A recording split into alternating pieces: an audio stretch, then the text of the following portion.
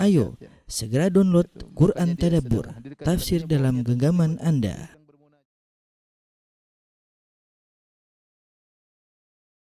Bismillahirrahmanirrahim. Assalamualaikum warahmatullahi wabarakatuh. Alhamdulillahi ala ihsani wa syukru lahu ala taufiqihi wa amtinani. Asyhadu an la ilaha illallah wahdahu la syarika lahu ta'ziman li sya'ni. Wa asyhadu anna Muhammadan abduhu wa rasuluhu da'ila ridwani. Allahumma salli alaihi wa ala alihi wa ashabihi wa ikhwani. Rekan-rekan, ikhwan dan akhwat yang dirahmati Allah Subhanahu wa taala. Kita melanjutkan bahasan kita dari sebagian ajaran Imam Syafi'i yang ditinggalkan oleh sebagian pengikutnya. Kita sampai pada bab ke-16, yaitu celaan terhadap sufi ekstrim. Ya. Istilah sufi atau sufi adalah suatu istilah yang muncul belakangan, yang muncul setelah sekitar lebih dari tahun 200 Hijriah, sebagaimana dijelaskan oleh Al-Imam Ibnul Jauzi rahimahullah dalam kitabnya Talbis Iblis. Ya. Jadi istilah sufi sendiri di zaman Nabi SAW tidak ada, di zaman sahabat tidak ada, di zaman para tabi'in juga tidak ada. Tapi istilah tersebut muncul belakangan. Karenanya muncullah khilaf yang panjang tentang asal muasal makna sufi. Apakah diambil dari suffah ataukah diambil dari suf, baju yang dipakai yang terbuat dari woolnya domba misalnya, atau dari suffah. Suffah adalah tempat yang ditinggali para sahabat yang miskin, yang ketika berhijrah ke kota Nabi SAW, kota Madinah, tidak memiliki tempat tinggal, sehingga mereka harus tinggal di tempat di bagian belakang Masjid Nabawi yang disebut dengan suffah. Dan ada pendapat-pendapat lain yang diperselisihkan oleh para ulama, sehingga tidak ada kejelasan dari manakah sebenarnya kata sufi itu sendiri, ya. Dari mana? Apakah ada yang mengatakan dari Sufiyah, yaitu dari hikmah? Allah alam, ya. Tidak ada dalil yang tegas, karena memang ini adalah perkara yang baru yang muncul belakangan.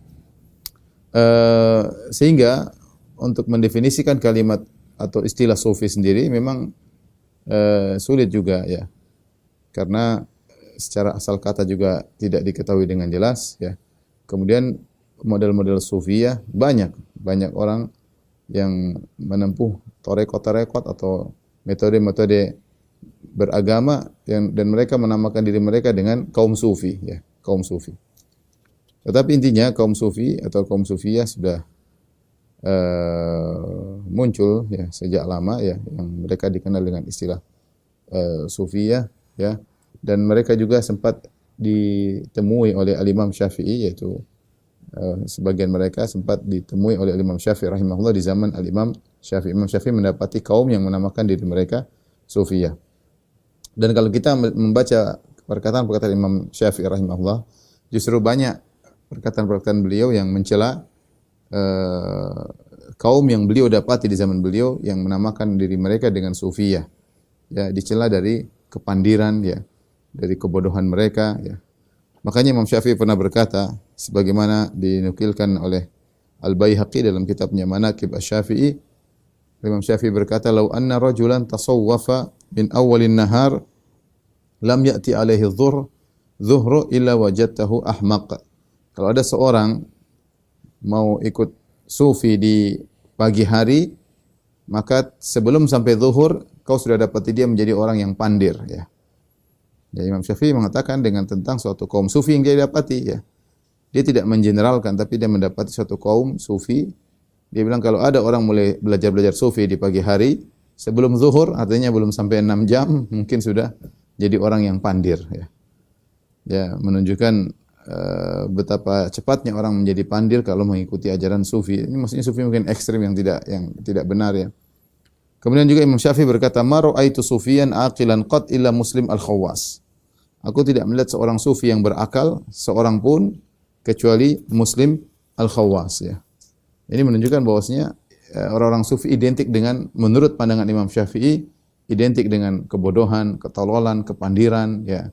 Tidak logis, berbicara yang suatu hal yang enggak logis, ya. Nanti mau kita bandingkan dengan kaum sufiyah atau pernyataan-pernyataan sebagian mereka di zaman sekarang, ya. Oleh karenanya ini Imam Syafi'i mensifati suatu kaum yang menamakan diri mereka sufiyah di zaman beliau.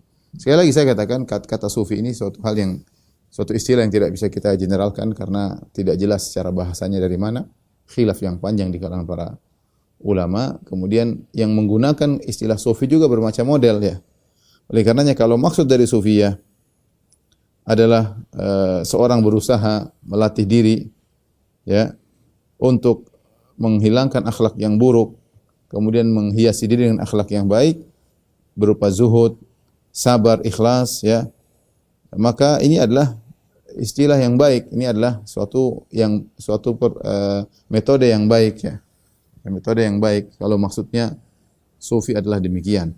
Tapi kalau maksudnya sufi, artinya maksud saya kalau sufi artinya adalah zuhud terhadap dunia, berhias dengan akhlak yang mulia, berusaha melatih diri untuk mensucikan hati dari dengki, dari hasad, dari tertawan dengan syahwat dunia dan macam-macamnya, maka ini adalah sufi yang baik ya, sufi yang baik ya. Oleh karena kita dapati sebagian ulama disifati dengan sufi, mungkin dari sisi makna ini yang mensifatinya memandang sufiyah adalah makna dari zuhud, identik dengan kezuhudan. Dan itu berarti istilah yang baik ya, atau makna yang baik. Tapi kalau maksudnya sufi bukan masalah zuhud ya. Karena kita dapati seperti zaman sekarang sebagian orang mengaku dirinya sufi tapi nampak sekali tidak zuhud, dari kemewahannya, dari cara ini kehidupan duniawinya dan yang lainnya. Maka berarti bukan sufi yang dimaksud ya. Karena kita dapati sebagian orang zaman sekarang ketika mengatakan dirinya sufi berarti dia punya metode tertentu dalam beribadah, dalam beragama. Entah punya zikir tertentu, entah punya keyakinan tertentu, entah punya guru tertentu yang mengajarkan metode khusus yang di mana kalau kita bahasakan dengan tarekat, satu tarekat punya metode sendiri yang tidak diketahui oleh tarekat yang lain. Tarekat yang lain punya metode sendiri yang tidak diikuti oleh tarekat yang lain. Masing-masing punya kayaknya Islam spesial yang tidak diketahui oleh tarekat-tarekat yang lain. Nah, saya lihat sekarang wallahu alam makna sufi lebih condong kepada makna yang kedua.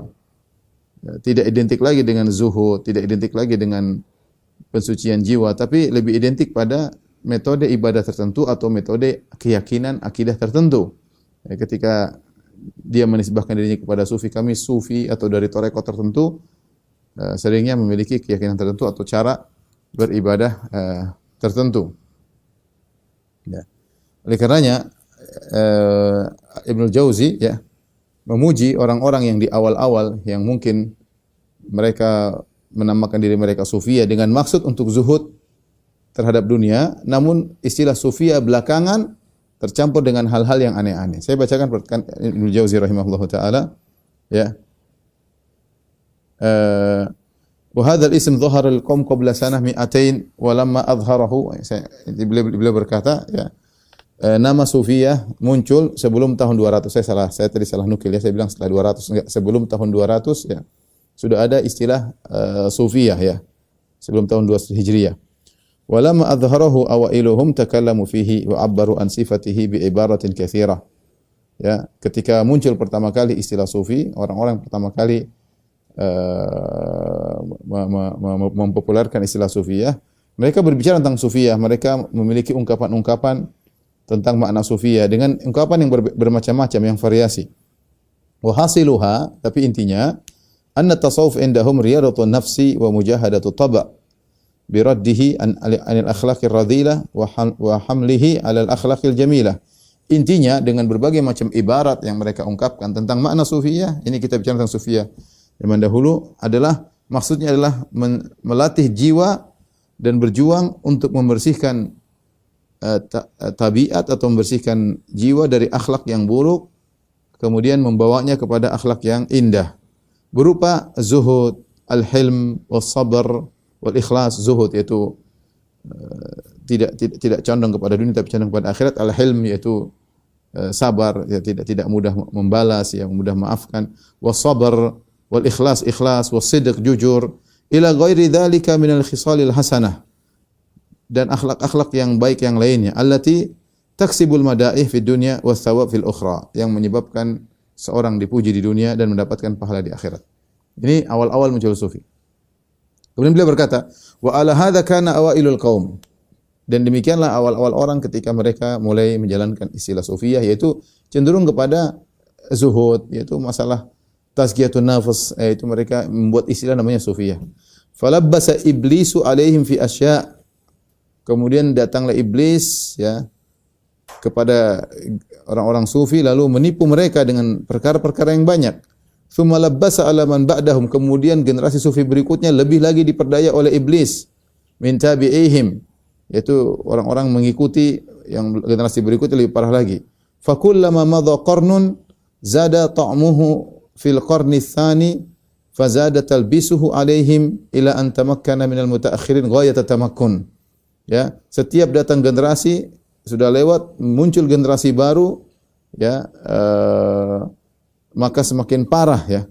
Semakin parah pada generasi yang baru sampai akhirnya penipuan iblis atau kerancuan yang dilemparkan oleh iblis kepada mereka semakin parah, terutama kepada orang sufi ya di zaman mutaakhirin, itu di zaman beliau, zaman belakangan. Ya, beliau kalau tidak salah abad ke-6 ya.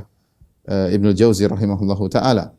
Jadi beliau bicara saja abad ke-6 di zaman beliau sufiyah sudah kacau ya. Sufiyah sudah kacau ya. Saya katakan kalau kita bicara tentang zaman sekarang, kita bicara tentang dunia sufiyah, tidak lagi berbicara tentang zuhud. Ya mungkin ada dibumbui dengan zuhud, tapi yang menjadi ciri khas sufiyah, saya tidak mengeneralkan ya, tapi secara umum ya, artinya mereka bicara tentang metode beribadah atau metode berakidah yang masing-masing tarekat punya metode tersendiri yang tidak diketahui oleh tarekat yang lain, masing-masing punya ciri khas, seakan-akan masing-masing punya Islam tersendiri, yang lain tidak tahu, masing-masing punya guru tersendiri yang mengajarkan cara-cara ibadah khusus. Padahal kita namanya Islam, semua orang boleh tahu. Namanya Islam terbuka ya, bukan untuk golongan khusus, Islam untuk rahmatan lil alamin. Oleh karenanya sebagian mereka ketika kita bicara tentang kaum sufi, sebagian orang gulu berlebih-lebihan. Makanya saya beri judul celaan terhadap sufi ekstrim. Yang tidak ekstrim tidak ada masalah. Kita bicara tentang sebagian yang ekstrim, yang berlebih-lebihan, yang mengkultuskan, seperti meyakini sebagian guru-guru mereka mengetahui ilmu gaib atau mengetahui masa depan. Sebagian guru-guru mereka memiliki ilmu laduni, anugerah langsung dari Allah tanpa harus belajar terlebih dahulu. Ya. Sebagian mereka boleh melakukan perkara yang haram karena telah mencapai derajat hakikat. Sebagian mereka terkadang muncul di dua tempat yang bersamaan, ya.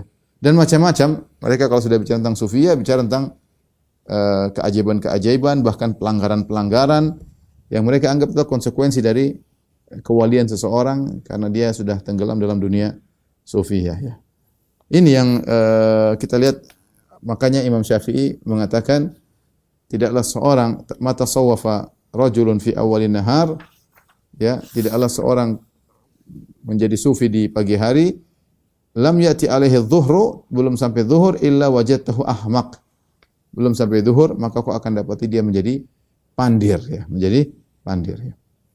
Oleh karenanya ini yang kita dapati nukilan-nukilan tentang orang-orang berbicara tentang sufiyah, ya, seperti keyakinan sebagian orang-orang sufiyah, kalau guru mereka sudah mencapai kewalian, maka boleh melakukan perkara yang haram, ya.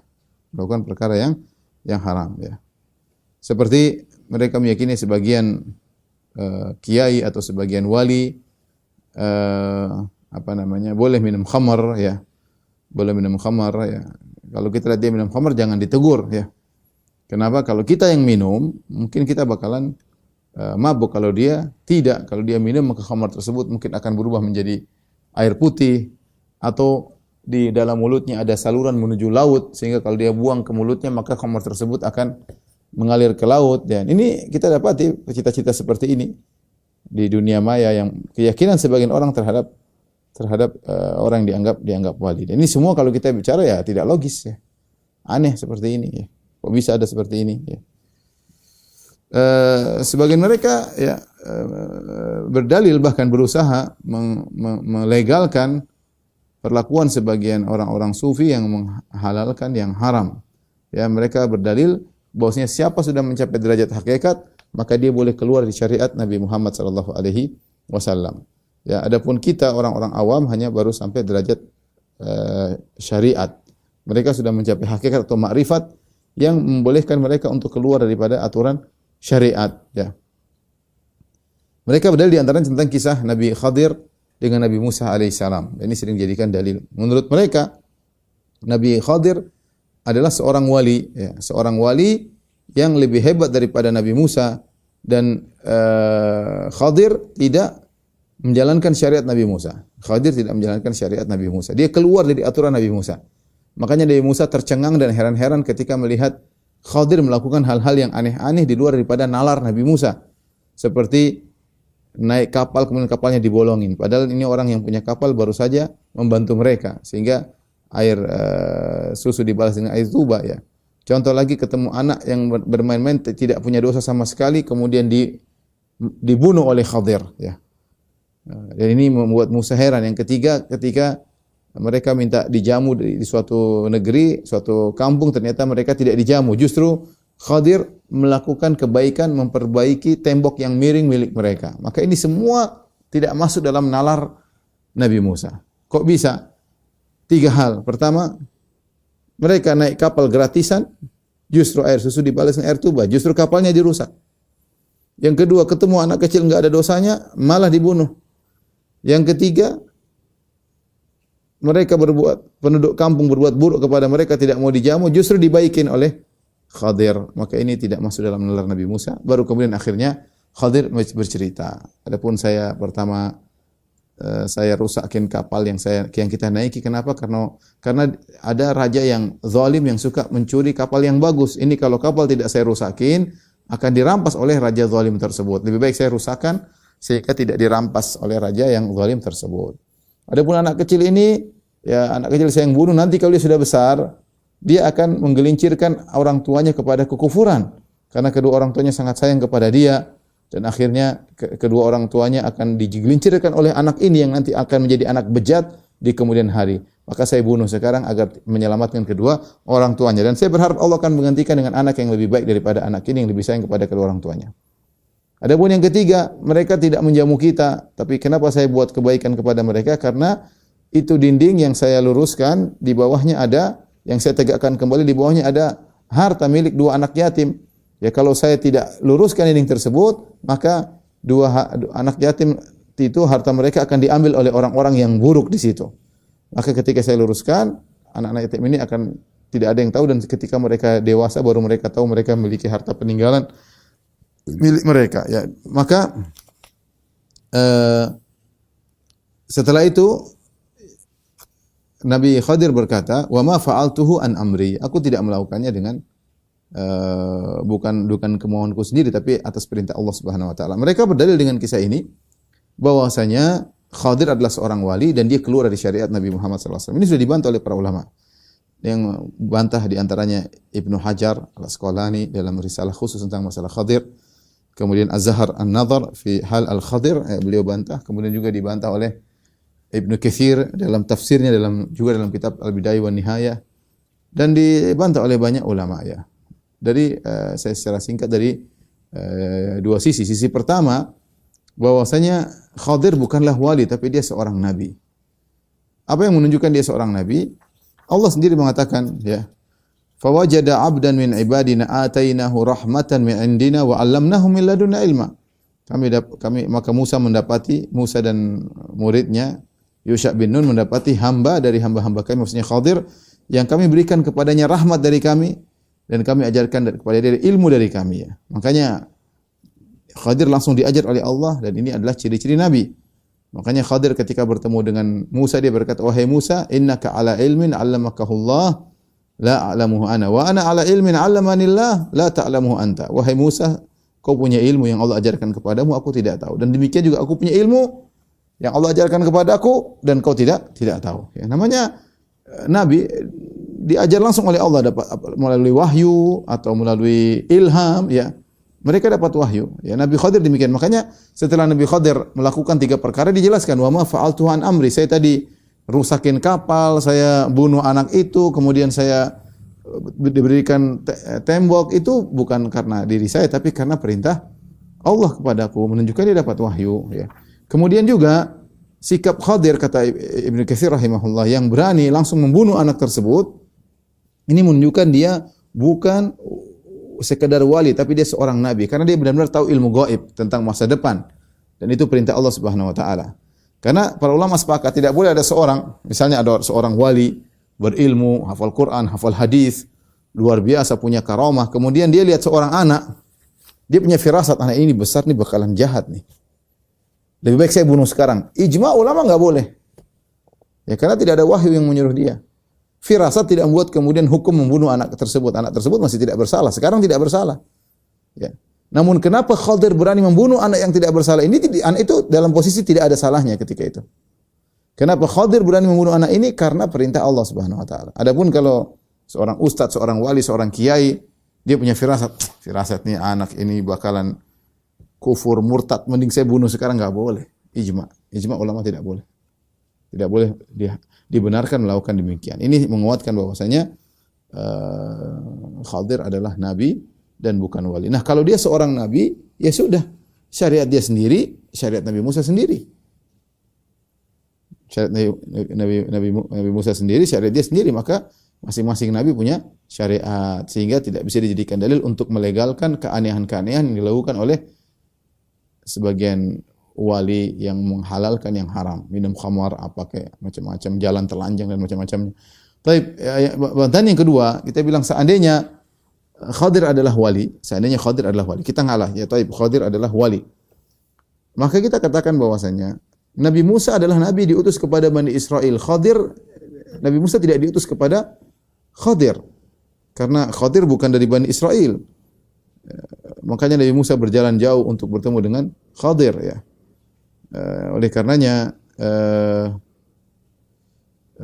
ketika Musa datang, Khadir bertanya, "Siapa Anda?" Kata Musa, "Saya Musa." Kata Khadir, "Musa Bani Israel? Engkau Musanya Bani Israel?" Kata Musa, "Iya." Ya. Ya berarti yang Musa tidak diutus kepada Khadir. Khadir enggak ada hubungan dengan Musa. Ya. Sehingga seandainya Khadir pun keluar di syariat Nabi Musa, enggak jadi masalah karena dia memang tidak masuk dalam syariat Nabi Musa. Nabi Musa diutus untuk Bani Israel. Dan setiap nabi dulu diutus kepada kaumnya. Ya. Bisa jadi Khadir punya nabi yang lain ya. Ini kalau kita berpendapat Khadir adalah wali. Kemudian juga tidak dikatakan Khadir keluar dari syariat Nabi Musa. Yang dilakukan Khadir sesuai dengan syariat Nabi Musa. Tidak keluar dari syariat Nabi Musa. Bagaimana kita bilang bahwasanya yang dilakukan Khadir sesuai dengan syariat Nabi Musa sementara Nabi Musa mengingkari? Jawabannya setelah dijelaskan oleh Khadir, Nabi Musa terima atau tidak? Terima. Setelah Khadir jelaskan, beginilah Musa alaihissalam, kenapa saya begini karena begini, kenapa saya begini karena begini.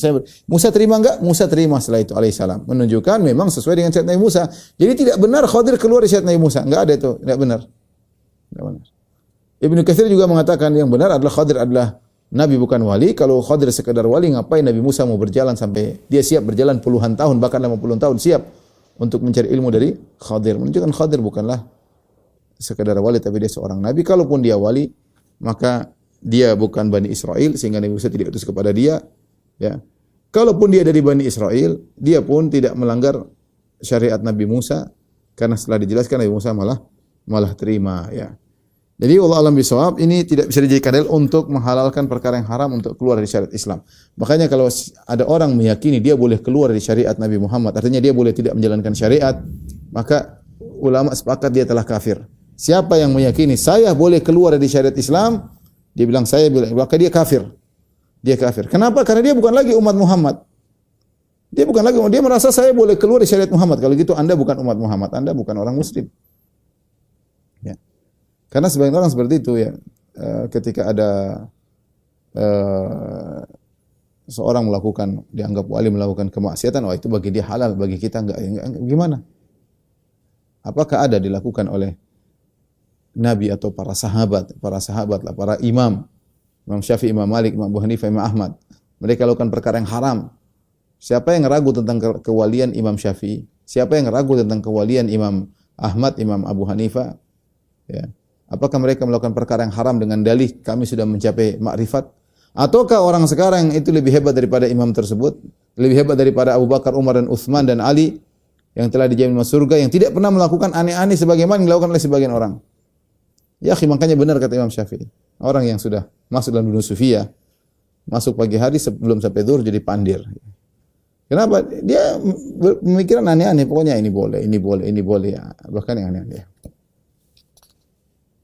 Di antara hal yang diyakini oleh sebagian orang, ya, meyakini bahwa seperti saya baca, mereka mengatakan si fulan, saya tidak ingin sebut nama, tapi Mereka sebutkan bahwa si fulan berada dalam satu tempat, berada dalam satu waktu di dua tempat. Ini sering mereka sampaikan. Berada dalam satu waktu di dua tempat. Di sini dan di sana ya. Dibantah oleh para ulama bahwasanya ini tidak mungkin ya. Meskipun Allah mampu melakukannya, tapi secara kenyataan ini tidak pernah terjadi pada orang-orang terhebat. Pada para nabi tidak ada. Para sahabat tidak ada seperti itu. Para wali-wali Allah seperti para imam tidak ada yang seperti ini, enggak ada ya. Padahal kebutuhan mereka untuk menjadi berbilang itu sangat dibutuhkan. Coba bayangkan kalau Nabi Muhammad bisa jadi 2 orang aja, enggak usah 3. Enak berdakwah di Mekah, satunya berdakwah di di Madinah. Ini enggak perlu hijrah-hijrah. Sudah langsung Nabi bisa berubah jadi 4, langsung dakwah di mana-mana. Kan lebih mudah. Nabi tidak pernah begitu. Ya, Nabi mau ke Madinah aja hijrah setengah mati, dikejar-kejar. Harusnya kan Nabi tinggal menjadi 2, satu di Mekah, satu di Madinah, udah dakwah bareng-bareng, paralel. Harusnya paralel langsung. Tidak pernah terjadi. Tapi orang sufi percaya aja ya seperti itu. Imam Ibnu Taimiyah pernah dikatakan kepada beliau, "Ya Ibnu Taimiyah, kami melihat Anda di sana." Kata Ibnu Taimiyah, "Enggak, saya di sini." "Dzaka syaitan yatamatsalu bi." Itu syaitan ngikut-ngikut aku. Ya. Agar kalian beristighosa kepadaku, terjerumus dalam kesyirikan, syaitan meniru aku. Saya di sini enggak kemana-mana.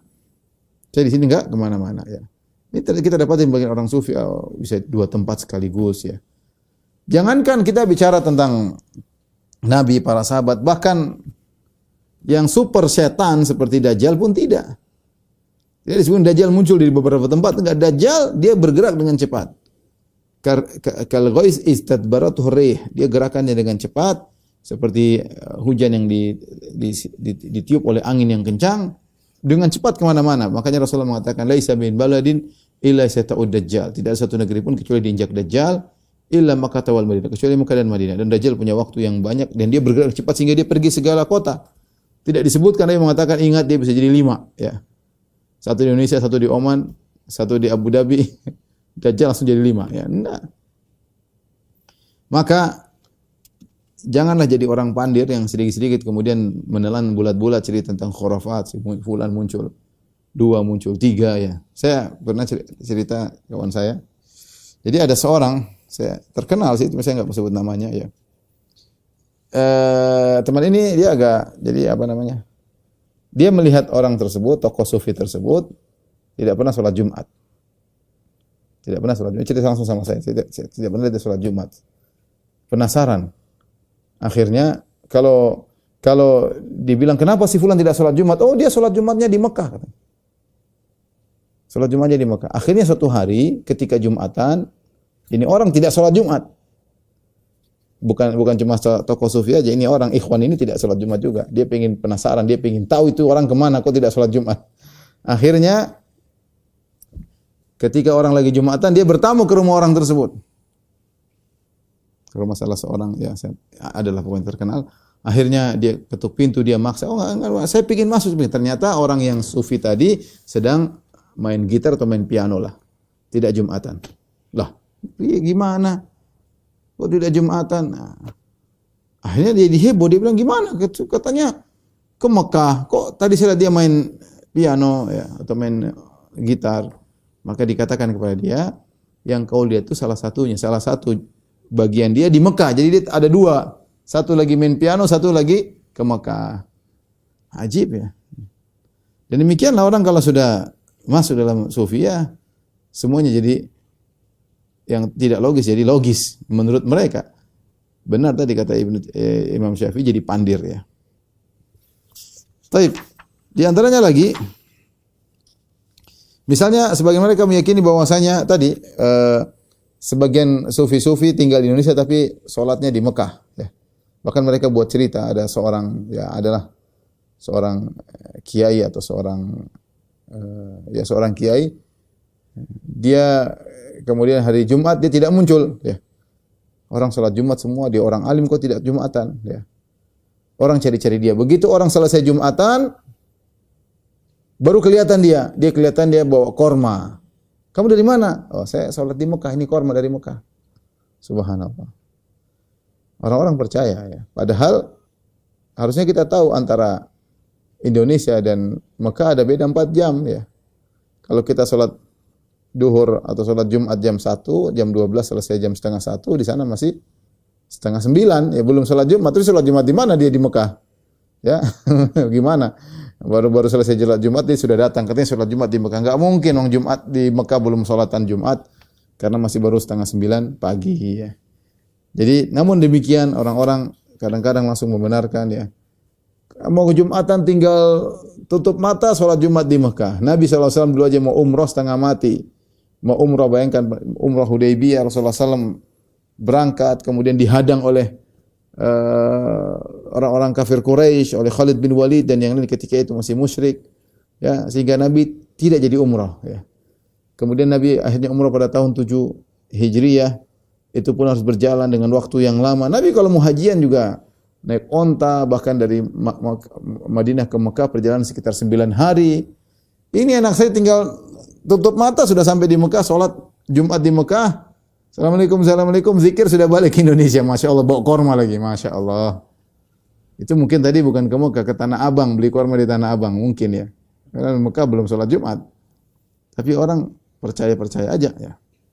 Yang lebih menakjubkan, tentang wali mengetahui masa depan. Ini banyak percaya orang-orang yang mengaku diri mereka sufi. Bahwasanya wali tahu masa depan, tahu hari esok ya. Ini tidak benar ya. Saya banyak nukilan-nukilan ya, nanti bisa baca sendiri langsung di buku saya ya. Tetapi yang benar bahwasanya tidak ada yang tahu masa depan kecuali Allah. Nabi pun hanya mengetahui sebagian masa depan. Tidak semuanya. Ya, Allah hanya kasih tahu sebagai keperluan ya. Jangankan masa depan, bahkan masa sekarang yang terjadi di sisi yang lain, para nabi tidak tahu kalau tidak dikasih tahu oleh Allah Subhanahu wa taala. Contoh Nabi Sulaiman alaihissalam yang hebat, yang anak buahnya bukan cuma hewan, jin anak buahnya, jin ifrit anak buahnya Nabi Sulaiman. Tapi ketika burung hudhud datang, dia enggak tahu burung hudhud di mana. Burung hudhud kok enggak ada, ya. Mana burung hudhud? Ya. Ya. Apakah dia tidak kelihatan atau dia tidak hadir? Sulaiman enggak tahu burung hudhud am kana minal ghaibin atau tidak hadir ya. La u'adzibanna 'adzaban syadida aw la adbahanna aw la itiyanni bi sultanin mubin. Saya akan hukum dia, saya akan sembelih dia atau saya cabut bulunya atau dia punya dalil kenapa terlambat datang. Fama katha ghairu ba'idin. Tidak lama kemudian burung hudhud datang. Apa kata hudhud? Ahattu bima lam tuhitu bih. Aku punya ilmu yang kau tidak tahu, hai Sulaiman. Wajituka min saba'in binaba'in yakin. Aku datang dari negeri Saba dengan kabar yang yakin. Apa itu? Sulaiman enggak tahu ada negeri namanya Saba. Sulaiman enggak tahu hudhud tadi kemana. Sulaiman enggak tahu. Jangan bicara masa depan. Hudhud di mana dia enggak tahu. Dari mana dia enggak tahu. Hudhud cerita dan hudhud tahu, Sulaiman tidak tahu. Makanya dia bilang ahattu bima lam tuhitu bi. Aku punya ilmu yang kau tidak tahu. Maksudnya anak buah Sulaiman juga tahu. Sulaiman alaihissalam tidak tahu ilmu gaib. Ya, maka kemudian dicerita ini wajadtu imra'atan tamlikuhum wa utiyat min kulli syai' wa ala arsyin azim wajadtuha qaumuha yasjudun li syamsi min dunillah. Aku dapati negeri Saba ada ratunya yang punya arsy yang besar. Mereka tunduk, dia punya segala harta yang mewah dan mereka sujud kepada matahari. Setelah itu apakah Sulaiman membenarkan? Sulaiman bilang, ya. Nanzur asadaqta. Kita lihat dulu kau benar atau kau bohong. Subhanallah, Sulaiman masih tidak tahu juga. Cek dulu. Ini hudhud benar atau tidak. Ya, ini menunjukkan Sulaiman jangankan bicara masa depan, masa sekarang daerah lain Nabi Sulaiman tidak tahu kalau enggak ada yang kasih tahu ya. Makanya para anbiya mengatakan wala alamul ghaib. Sejak Nabi Nuh dulu ketika berdakwah umatnya menyuruh kamu harus tahu ilmu gaib kalau kamu seorang nabi. Kata Nabi Nuh, wala a'lamul ghaib. Ya, dan aku tidak tahu ilmu gaib, tidak tahu masa depan. Nabi Muhammad juga tidak tahu masa depan. Ya. Rasulullah SAW tahu sebagian masa depan kalau diberitahu oleh Allah sebagai mukjizat dalam sebagian hal, tidak seluruhnya. Makanya ketika kalungnya Aisyah radhiyallahu anha hilang, Nabi SAW tidak tahu di mana. Suruh orang semua cari, enggak ada yang dapat. Ya. Sampai semalam suntuk, sampai subuh enggak dapat kalungnya Nabi kalungnya Aisyah radhiyallahu taala anha. Ada Abu Bakar, ada Umar, enggak dapat. Ini wali-wali Allah semua enggak tahu di mana kalungnya Aisyah. Kemudian kejadian berikutnya ketika Aisyah terlambat pulang atau sebelum kejadian sebelumnya ketika Aisyah terlambat pulang dari Ghazwat Muraisi karena buang hajat kemudian ditinggal oleh rombongan, akhirnya dia dituduh orang munafik sebagai orang yang berzina dengan Sofwan bin Mu'attal As-Sulami. Nabi tidak tahu ini istriku zina atau tidak, Nabi tidak tahu. Sampai sebulan penuh Nabi bingung. Allah tidak kasih tahu, Nabi tidak tahu. Sampai akhirnya turun ayat membela Aisyah bahwasanya Aisyah adalah wanita yang suci, tidak berzina sama sekali. Tapi maksud saya, Nabi tidak tahu. Makanya ketika ada dua orang budak yang memuji Nabi dengan mengatakan wa fina nabiyyun ya'lamu ma fi ghad, dan di antara kami ada seorang nabi yang tahu tentang yang terjadi besok, maka Nabi berkata la taquli hakadha, jangan ucapkan demikian. Wa quli ma kunti taqulin, ucapkanlah yang biasa kau lakukan, yang kau ucapkan. Jangan bilang ada nabi yang tahu apa yang terjadi besok. Nabi tidak boleh. Meskipun Nabi tahu sebagian yang Allah, tapi mengucapkan Nabi tahu apa yang terjadi besok secara mutlak enggak boleh. Enggak boleh. Saya ulangi, Nabi tahu ilmu gaib yang Allah kasih tahu. Tapi ketika seorang memuji Nabi dengan mengatakan kita punya Nabi yang tahu apa yang terjadi besok secara mutlak, enggak boleh. Nabi tegur. Makanya orang itu ditegur. Ya. Dan Allah turunkan dalam surat Al-A'raf, "Qul la amliku li nafsi naf'an wala dharran illa ma syaa Allah wa law kuntu a'lamul ghaiba lastakthartu minal khair wa ma massani as-su' in ana illa basyirun wa nadhirun liqaumin yu'minun." Katakanlah wahai Muhammad, aku tidak menguasai untuk diriku kemanfaatan maupun kemudaratan kecuali yang Allah kehendaki. Kalau aku tahu ilmu gaib, maka aku perbanyak kebaikan dan aku tidak ditimpa dengan kemudaratan. Nabi itu. Makanya Nabi diracun oleh seorang wanita Yahudi, dikasih kambing kasih racun. Nabi tidak tahu. Kalau Nabi tahu ilmu gaib, Nabi tahu dia mau racunin saya. Nabi tahu. Tapi Nabi tidak tahu, Nabi sempat makan. Intinya tidak benar kalau ada orang ngaku-ngaku tahu ilmu gaib ya. Ya. Apalagi kita meyakini wali itu tahu ilmu gaib, ini berbahaya ya. Meyakini wali tersebut tahu ilmu gaib tidak diperbolehkan. Sama sebagian orang meyakini bahwasanya itu wali dalam dunia sufi, itu wali punya ilmu laduni ya. Dia enggak usah belajar, tahu-tahu pintar. Ini perkataan kalau kita berkan enggak logis. Gimana logis? Enggak pernah belajar, tahu-tahu pintar ya, kecuali ada jin dalam dirinya. Coba lihat. Itu kalau nabi iya, nabi min ladunna ilma. Kalau nabi memang benar enggak usah belajar, pintar. Nabi Muhammad tidak tahu tentang kisah sejarah Bani Israel, tahu-tahu Allah Subhanahu wa taala turunkan kepada dia kisah Bani Israel, kisah Nabi Yusuf, Nabi Musa. Tidak perlu belajar kalau nabi iya. Tapi kalau wali enggak perlu belajar, kasih ilmu siapa ya? Nabi Musa aja mau belajar cari ilmu yang Allah tidak kasih wahyu sama dia mau belajar sampai jalan jauh menuju Nabi Khadir. Nabi Musa aja safar sampai jauh dan siap bersafar puluhan tahun untuk mencari ilmu kepada Khadir. Lihatlah para sahabat belajar. Nabi mengatakan innamal ilmu bitta'allum, ilmu dengan belajar. Sahabat sampai ganti-gantian, Umar bin Khattab dengan temannya ganti-gantian, satu hari kerja, satu hari nuntut ilmu. Gimana Ibnu Abbas belajar setengah mati, para sahabat, Abu Hurairah sampai kelaparan, sampai ingin mencatat apa yang disampaikan oleh Nabi sallallahu alaihi wasallam, berusaha menghafal. Ini duduk-duduk diam-diam tahu semua ya, enggak usah. Ini dari mana? Enggak logis kan? Kita enggak, tapi kalau sudah kita bicara sama orang sufi zaman sekarang, oh itu kamu saja enggak ngerti, itu bisa dilogis-logiskan semua. Makanya benar kata Imam Syafi'i, pandir orang seperti ini. Ini banyak di tanah air kita seperti ini. Keyakinan-keyakinan yang menunjukkan kepandiran. Menunjukkan Islam mundur seperti ini caranya. Hanya apa? Sudah tunggu ilmu laduni, enggak usah belajar. Kayak gimana? Mana itu orang punya ilmu laduni, suruh ke sini. Mana hafal Quran? Enggak ada, itu omong kosong aja cerita. Sebenarnya bilang kalau mau punya ilmu laduni itu buku dibakar, dimasukkan air, kemudian diminum. Nanti ilmunya meresap semua. Tapi katanya enggak boleh buang angin. Kalau buang angin hilang semua nanti. Ya akhi subhanallah. Makanya Ibnu Qayyim berkata, "Fal ilmu laduni itu maqamad dalil as-sahih alaihi." Adalah ilmu yang ada dalilnya. Anja'a min indillahi ala lisani rusulihi, yaitu ilmu yang datang dari Allah melalui lisan Rasul. Wa ma adahu faladuniyun min ladun nafsil insan. Adapun kalau ilmu selain itu maka itu hanyalah ilmu manusia sendiri, dari sisi manusia. Ya, bahkan beliau berkata fal ilmu ladunni nau'an, ilmu laduni ada dua. Laduni rahmaniyun, ilmu laduni dari Allah dengan belajar dalil dari Al-Qur'an Sunnah. Wa laduniyun syaitaniyun, ilmu laduni dari syaitan. Bahkan beliau berkata ya, betapa banyak ya orang yang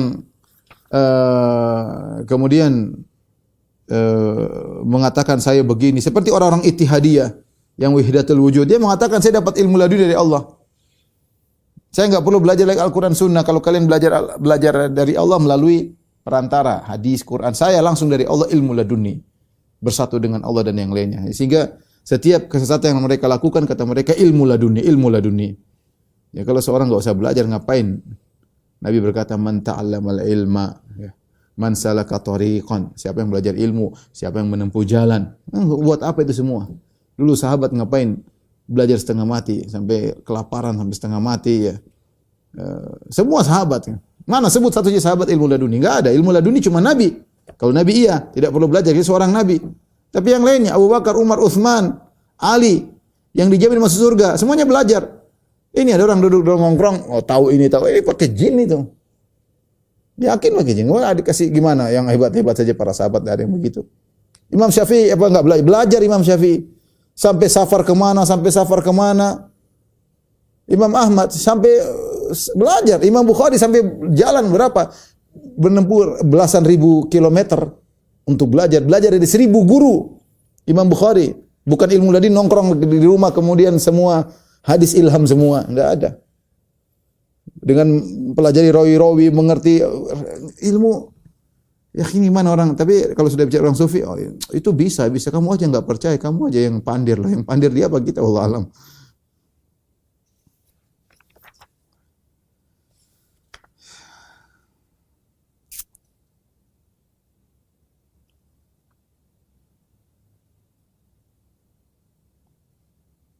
Sama seperti merasa bahwasanya untuk mendapat karomah harus meditasi di kuburan di lewat tengah malam ya. Ini dari mana lagi seperti mau dapat karomah meditasi di kuburan, nongkrong di situ sampai tengah malam. Ini juga dari mana? Apa ada ajaran Islam seperti ini ya? Kita ini sudah ada tokoh-tokoh yang jelas, ada Abu Bakar, ada Umar, ada Utsman, sirah mereka jelas. Kenapa kita khurafat-khurafat yang enggak jelas sanadnya, enggak jelas ceritanya? Lihat Imam Syafi'i, Imam Malik, Imam Abu Hanifah, Imam Ahmad, jelas bagaimana cara mereka menjadi orang soleh.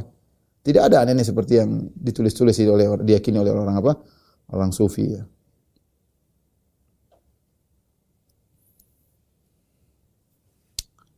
Baik,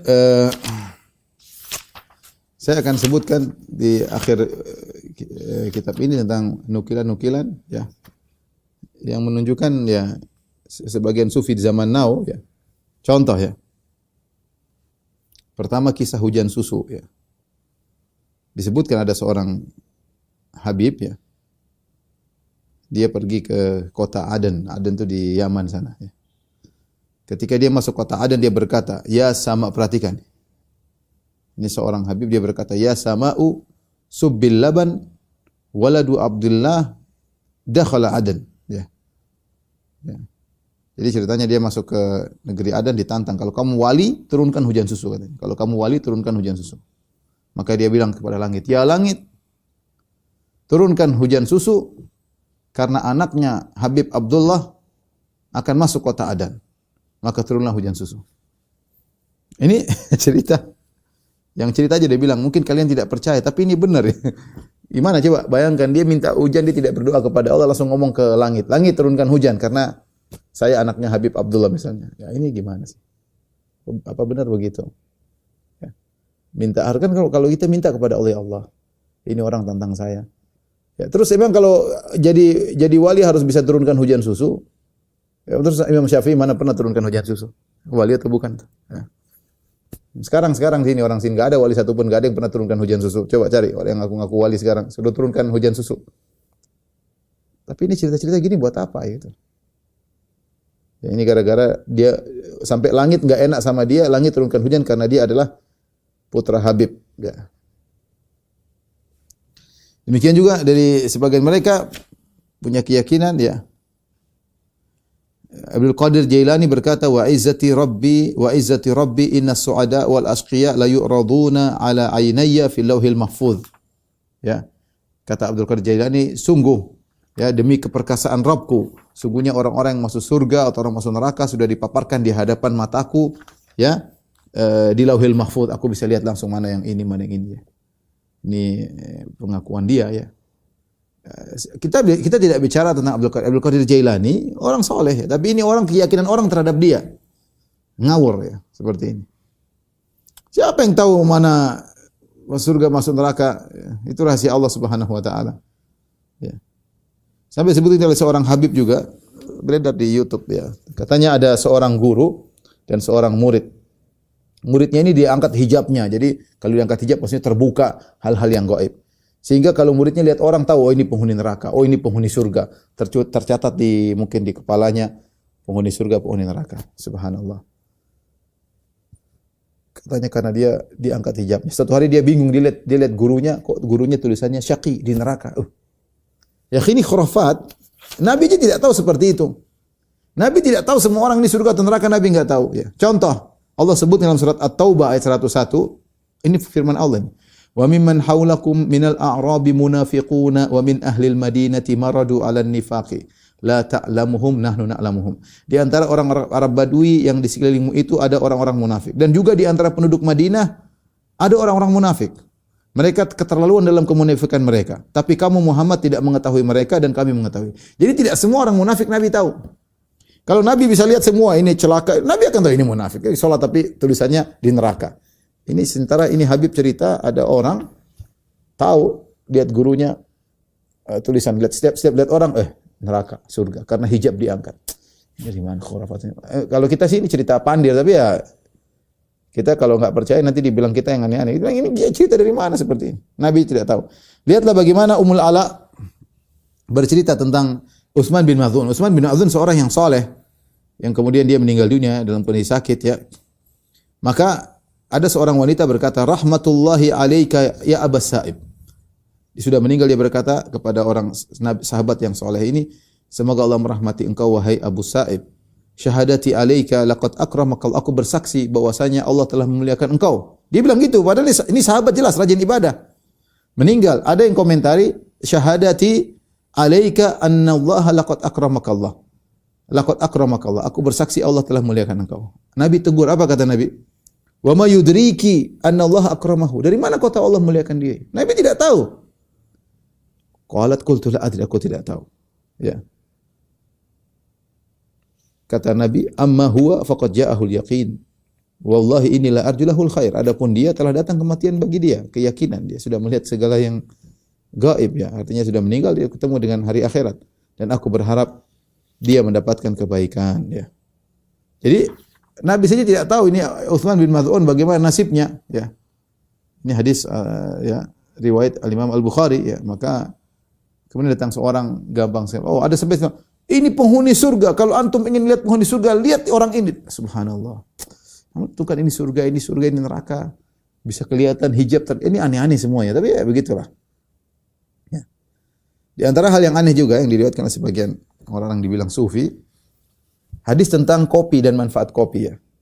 Saya bacakan salah seorang mereka berkata, terkenal orang ini, saya tidak ingin sebut namanya. Selama rasa atau bau kopi masih ada di rongga mulut seseorang, maka malaikat semuanya akan memintakan ampun kepada Allah, supaya dosa orang itu diampuni oleh Allah. Jadi kepada anak-anakku yang sudah mengambil ijazah bersalaman dan tasbih, hendaknya jangan lupa minum kopi sehari semalam walaupun sedikit. Hendaknya minum kopi sehari semalam walau sedikit. Sedikit barang minum kopi, selama kopi itu masih ada di dalam rongga kita, baunya, bekasnya, malaikat minta ampun segala dosa kita. Masya Allah, enak sekali kalau ingin diampuni dosa banyak minum kopi. Tiap hari minum kopi pagi, siang, sore, malam. Pokoknya kalau mulut enggak hilang bau kopi, malaikat mohon ampun kepada kita. Ini dari mana sebetulnya? Apa kaitannya? Adakah syariat Islam mengatakan masalah pengampunan kaitan dengan makanan? Coba kita berpikir cerdaslah. Apa ada? Korma aja enggak ada begitu. Siapa makan korma kalau baunya enggak hilang-hilang akan diampuni dosa-dosanya. Ya dari mana seperti ini? Ya. Tapi beginilah ketika yang nonton banyak, ya viewersnya banyak, ya itu biasanya. Kalau kita bilang ini enggak logis ya.